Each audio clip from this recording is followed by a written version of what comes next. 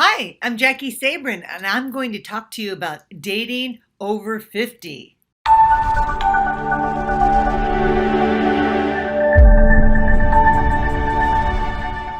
Hi, I'm Jaki Sabourin, and those of you who don't know me, I'm the CEO of Engaged at Any Age, a company that teaches women how to deliberately date and consciously create the man of their dreams. I married my own soulmate match husband, Michael, after being single for 8 years, and I'm still on the honeymoon and excited about helping you get engaged at any age. And today I'm going to talk to you about 6 rules for dating over 50. So let's dive right in. Okay, ladies, dating over 50 is really exciting, and I just love dating over 50 because this is when you come into your wisdom years, and you can bring so much wisdom and so much genuine, authentic presence to each interaction you have with men. So that's why I think dating over 50 is really exciting and beyond, because you're really coming into a place in your life when you're starting to put yourself first, and that's really attractive to a man. And you have healthy boundaries, and that's really attractive to a man. So let's talk about the 6 tips that I'm going to give you about dating over 50. Okay, and so make sure you stay till the very end because I have a freebie that I want to share with you. And if you like the content, make sure you share, like, and subscribe to my channel so you never miss another episode. Okay, let's dive right in. Dating over 50. The first tip I want to give you is don't bond over your baggage. And I think you know what this means, but it's easy to do because you've both been hurt. You're divorced, you've never been married, you're a widow, whatever the case is. There's a story there, but when you get caught in your storylines about your past, it derails the opportunity for you to build something going forward. Okay, and so if one of you starts to go into the past, you need to gently guide that conversation back to what's happening in the now. And I like to use the word intervene. So if a man's going on and on about his ex-wife and you guys find yourself discussing it and you notice it, you can bring it to his attention. You can lean forward and put your hand on his forearm, and you can say, I need to intervene. I'm sorry, I don't mean to interrupt you. I just want to intervene for a moment because I'm just noticing, wow, we're going off on this tangent talking about our past. And I'm really want to get to know you and talk about, what's going on today and in the future. So how do you feel about switching the topic and kind of let that go and let's move on? Because what happens is you're not going to have a second date. He's going to reveal something. You're going to reveal something. You're going to feel very vulnerable, like you overshared, and because you probably did. And it's going to also tell him, if you're doing the oversharing, that you're still stuck on your ex-husband, or you're still stuck in that painful experience, and that's not something that's going to get you to a second date. So limit what you share. Make sure you have a positive spin on it. And if you need to talk about it, ask him, so what'd you learn in your first marriage? Or what did you learn in your last relationship? What is the most important thing you took away? That's a really positive way to approach that. So don't bond over your baggage. So the second rule in dating over 50 is don't call him unless he calls you. You need him to chase you. And men over 50, they know exactly what they're doing, and they know exactly what they want, and they know if they want you or not. And so as much as it hurts if a man doesn't call you when he says he's going to, you cannot call him. You cannot chase a man. You don't want to start the relationship off in the masculine energy. So if he doesn't call you, just know that he's not a match. It's not a rejection. It's just a redirection. Not a rejection, just a redirection. So just let it go and move on to the next one. Because if you call him, it's going to be very awkward.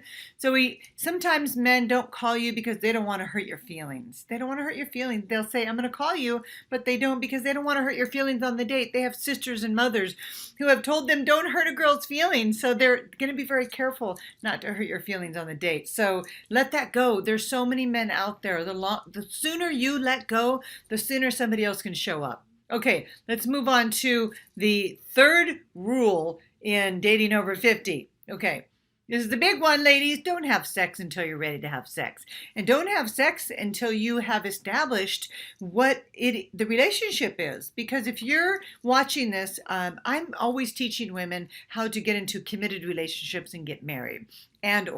So that's where I'm coming from, because I know what it is to be in a committed relationship and be married over 50, and it's the most incredible experience of my life.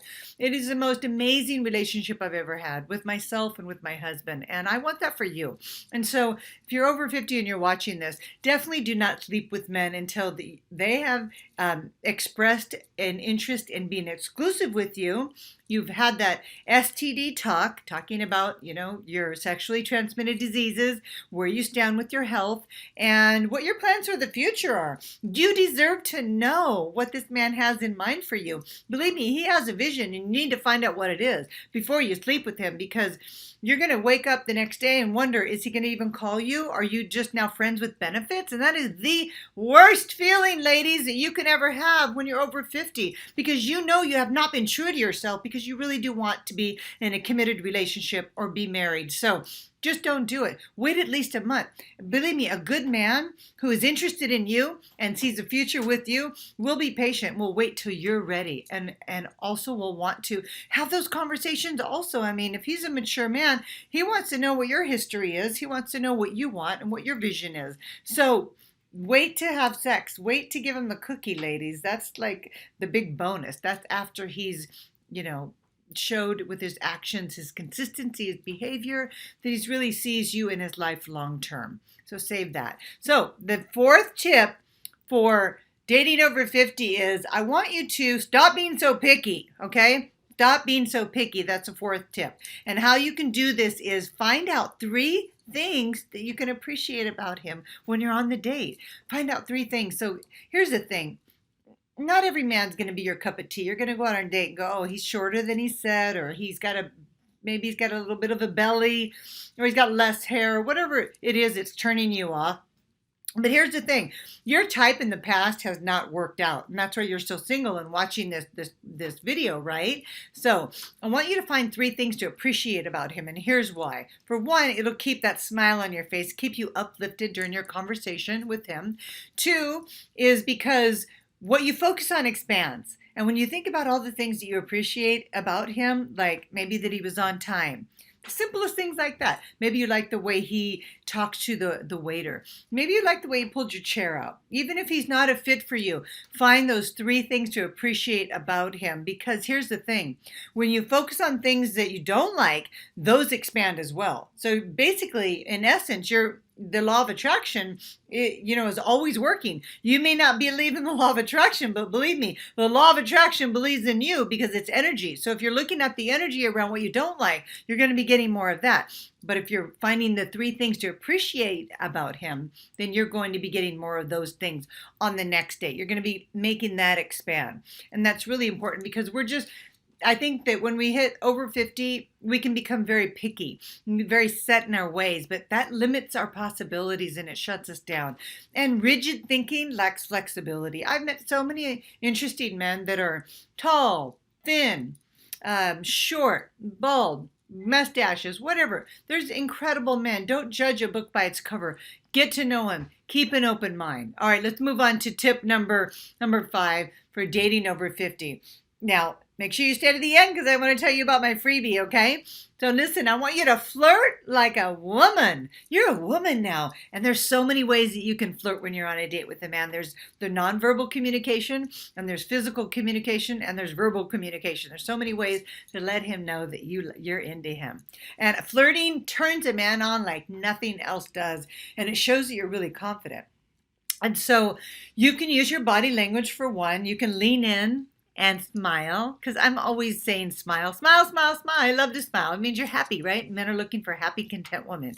So you can also tuck your hair behind your ear, let them know you're listening, play with your hair a little bit. That's a very feminine thing to do. And this isn't being coy. It's sweet. It's pretty. We're women. This is what we do. So go ahead and do it on a date, because you'll get the response that you want. Another thing that you can do is you can touch him. Put your hand on his forearm when he makes a comment about something he did. You can be like, wow, I'm really impressed by that. Lean forward, smile at him, put your hand on his arm. And the best flirt that you can ever have with the man is when you compliment him. Men love compliments just as much as we do. Compliment him on his achievements. Say, wow, I'm really impressed with your work ethic. That's incredible. Well, I can't believe that you did that triathlon. I am blown away. That's really, really impressive. That must have been really challenging, and you're like a rock star. Whatever it is, your language is. I mean, you don't want to talk like me, but certainly show appreciation, verbally compliment him, because he's going to love it. You can say, hey, you've kind of got it going on there with your clothes, and really like the way you dress.